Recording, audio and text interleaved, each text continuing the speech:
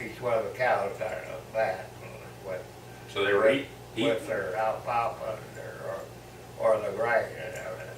So they were eating while you were milking then. Yeah, they eat when you're milking them. And You mentioned cats. Were there a lot of cats then? you always had 3 or 4 cats. Mom liked cats, and Dad always kept 3 or 4 cats there. But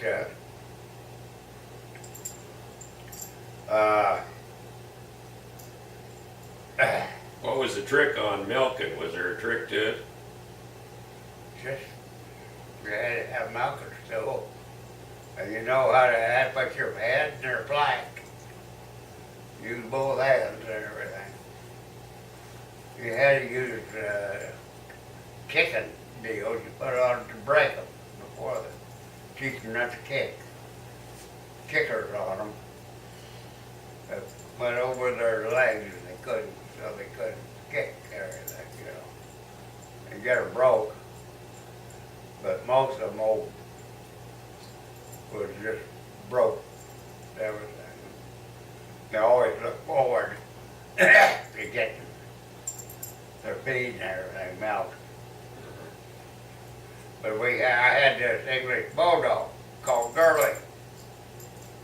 Gurley knew all those, you know, each one of those milk cows by name and everything. And if you go out there to pasture, the creek was up. There was cattle over on the other side of the creek or something. Or you just you say, Gurley, go down and get the milk cow. Tell her to get the milk cow. She go down there and around those milk cows. If it was just 1 or 2, you tell her which one. She bring the right cow up to you, back up. And she bring it on the run. They didn't 2 or 3 times. They got their tail. She'd swing on their tail and nip them in the flank and everything. They didn't, you know, wasn't very long they learned to be there at that. But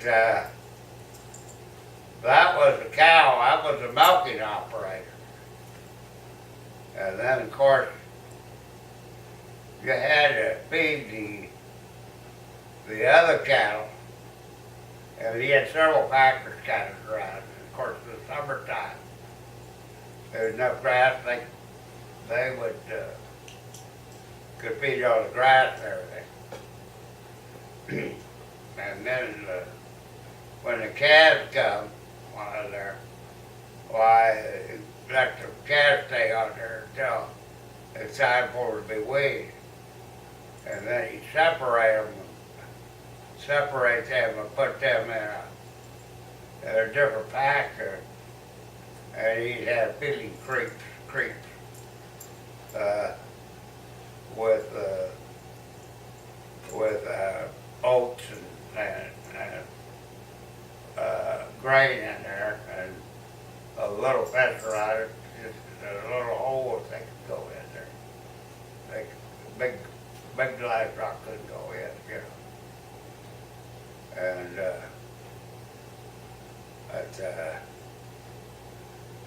that you had to feed them out of the back of a wagon, pull 2 horses and put up there. Until we got to 1929, we got this glorious international truck. That's the first truck? That big truck, got a big truck, and it had a lift on it. And lo and behold, you didn't have to scoop the wheat out of it. You just, Dad made a blower.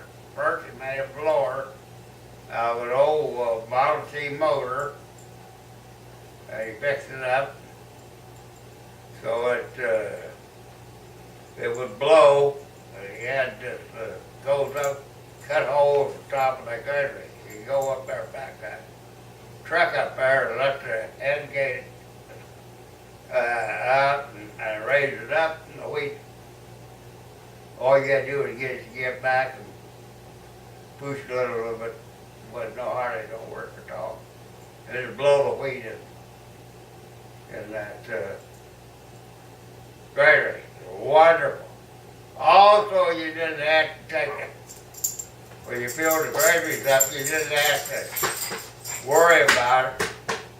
You can take the wheat into the potty rock with a truck.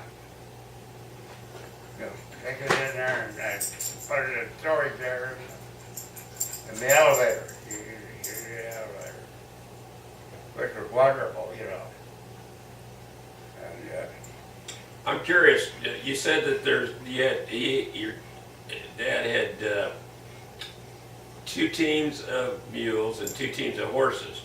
Were there some things you just used the horses for and other things you used the mules, or were they interchangeable? they were interchangeable. They were interchangeable. Dad liked to use the mules where you had fields off away, where you had to take field, where you had to go off away. Wouldn't be around from home there. You had to go take the mules. He thought they were back there, and you could leave them overnight if you wanted to. Tie them up and leave them overnight. You know. Now, what is a mule? You don't see mules very much anymore. What? No. There's a cross between what, a horse and something else. Well, that bred is, I can't tell you for sure, Ed. They all had these big long ears, you know, and they were big as a horse or bigger, and stronger than a horse. You know, we had that big old mule, they bred everything to, and it was a mean son of a bitch. He had that in this big corral out there.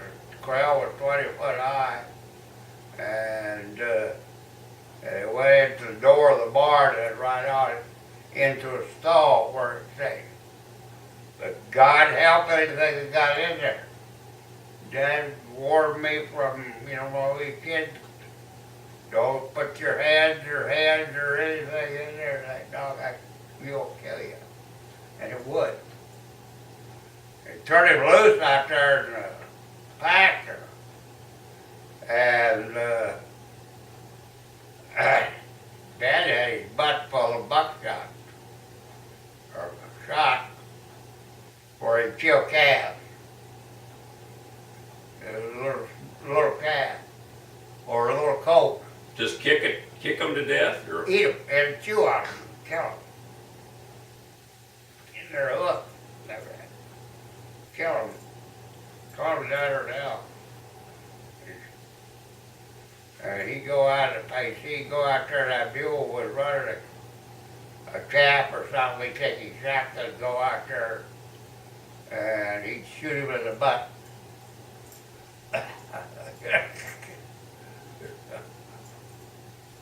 But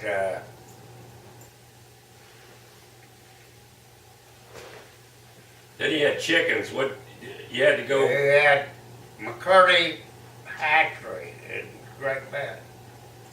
McCurdy Hatchery, Great Bend. Raised and sold hatching eggs and raised young chicks. So they made a deal with Dad that they would furnish the chickens if he would raise them and everything, and raise them, and then when he'd use their eggs, and when they have eggs, they would give him a special premium for his eggs. And that's what they would use to sell for its head, you know, but everything. and he would buy 500 heads, 500, or they'd give him 500. Little baby chickens. And we had this brooder, big brooder house, and he had masked wire on it. For him and a brooder stove and everything. Hardly ever lost anything. Maybe one or two chickens a whole year or something, they only gave 8 or 9 extras. Then he'd get 500 little cowpens that was little roosters that, like that had been worked on and they weren't roosters, but they make, that's what made your pride something. That's what we fed ate. The harvest had 90% of it. Dad planted 5 acres of Irish potatoes and 5 acres of sweet potatoes. And the way he'd do that is he would take